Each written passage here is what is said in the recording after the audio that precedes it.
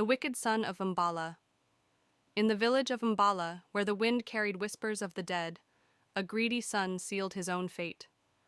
Adisa never believed in curses, until the night he heard his dead father call his name. Baba Chuma, a wealthy farmer, was loved by all. He worked hard, shared his harvest with the villagers, and treated his workers like family. But his only son, Adisa, was nothing like him. Adisa was lazy, cruel, and obsessed with wealth. He refused to work, spent his father's money recklessly, and mistreated the villagers. One evening, after watching his son waste another day in idleness, Baba Chuma sighed and called him into his hut.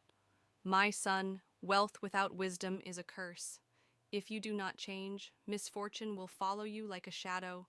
Adisa scoffed. "Old man, when you die, all this will be mine. I will spend it as I please." That night, Baba Chuma fell mysteriously ill. The village healer tried everything, but nothing worked. In just 3 days, Baba Chuma was dead. While the village mourned, Adisa celebrated. He threw a grand feast, drinking and laughing over his father's wealth. The villagers shook their heads in dismay.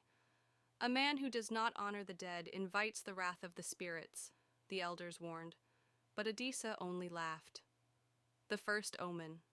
A week after Baba Chuma's burial, strange things began happening.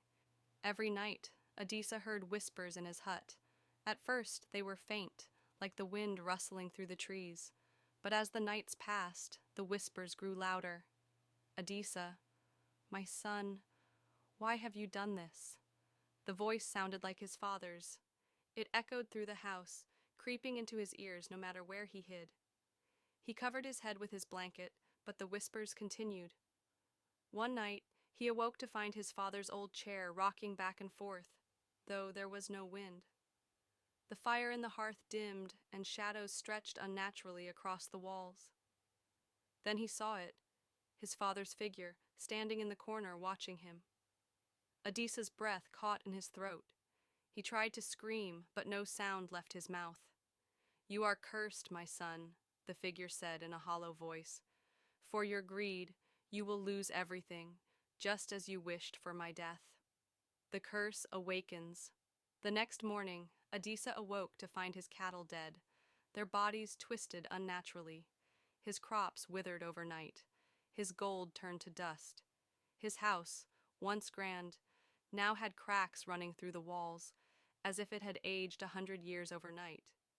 Terrified, he ran to the village priest, begging for help. The priest shook his head. "The spirits have judged you. There is only one way to escape your fate. You must right your wrongs and seek forgiveness from your father's soul."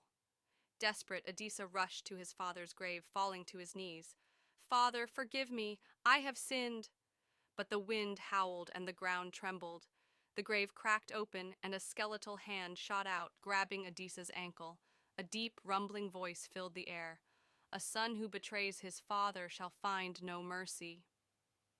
Adisa screamed as the earth pulled him down. The villagers found his body the next morning, his face frozen in horror, his skin turned to stone. From that day on, no one dared to be wicked in Mbala, for they knew that Baba Chuma still watched from beyond the grave.